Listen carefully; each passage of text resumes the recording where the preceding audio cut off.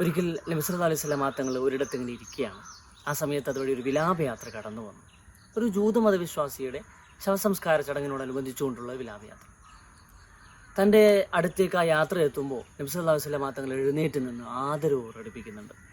ഇത് കണ്ട അനുചരൽ ചിലർ കുറച്ചു കഴിഞ്ഞപ്പോൾ നബിയോട് ചോദിച്ചു, നബി, അങ്ങ് ലോകൈക പ്രവാചകരാണ്, അങ്ങേ വിശ്വസിക്കാത്ത ഒരാളെ, അതും അയാളുടെ ശവസംസ്കാര ചടങ്ങിൽ ആദരിക്കുന്നതിൻ്റെ അർത്ഥം എന്താണ്? നോക്കൂ, നബി സല്ലല്ലാഹു അലൈഹി വസല്ലം തങ്ങൾ ലോകത്തോട് പഠിപ്പിക്കുന്ന മനോഹരമായ അധ്യാപനങ്ങളിൽ ഒന്നാണിത്. ഒരാൾ വിശ്വാസിയോ അവിശ്വാസിയോ ആകട്ടെ, മനുഷ്യൻ എന്ന നിലക്ക് വലിയ ആദരവ് അർഹിക്കുന്നുണ്ട്. അതയാൾ ജീവിച്ചിരിക്കുമ്പോൾ മാത്രമല്ല, മരണപ്പെട്ട് കഴിഞ്ഞാലും ആ ആദരവിൻ്റെ അർഹത അവിടെ ബാക്കിയാകുന്നുണ്ട് എന്നാണ് നബി തങ്ങൾ പഠിപ്പിക്കുന്നത്. നിന്റെ അയൽവാസി പട്ടിണി കിടക്കുമ്പോൾ ഈ വയറ് നിറച്ചുണ്ണരുത് എന്ന് പഠിപ്പിക്കുന്നത്. ആ അയൽവാസി വിശ്വാസിയോ അവിശ്വാസിയോ എന്ന വേർതിരിവില്ല. നിന്റെ അയൽവാസി ഏത് വിശ്വാസിയാണെങ്കിലും ഏത് വിശ്വാസത്തിൽ ജീവിക്കുന്ന ആളാണെങ്കിലും അയാളെ ബഹുമാനിക്കണമെന്ന് കൂടി നബി സല്ലല്ലാഹു അലൈഹി വസല്ലം തങ്ങൾ പഠിപ്പിക്കുന്നുണ്ട്.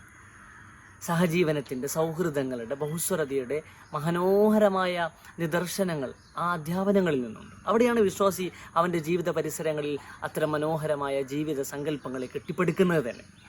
മലയാളിയെ സംബന്ധിച്ചിടത്തോളം ഇന്ന് വലിയ സന്തോഷമുള്ളൊരു ദിവസമാണ്. അവൻ്റെ ജീവിതത്തിൽ ഏറ്റവും പ്രധാനപ്പെട്ട 2 ആഘോഷങ്ങൾ ഒരുമിച്ചൊരു ദിവസം വന്നിരിക്കുന്നു.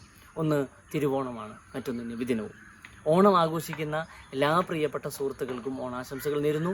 എല്ലാവർക്കും ലോക റസൂൽ മുഹമ്മദ് നബി സല്ലല്ലാഹു അലൈഹി വസല്ലം തങ്ങളുടെ ജന്മദിനത്തിൻ്റെ ആശംസകളും സന്തോഷങ്ങളും നേരുന്നു.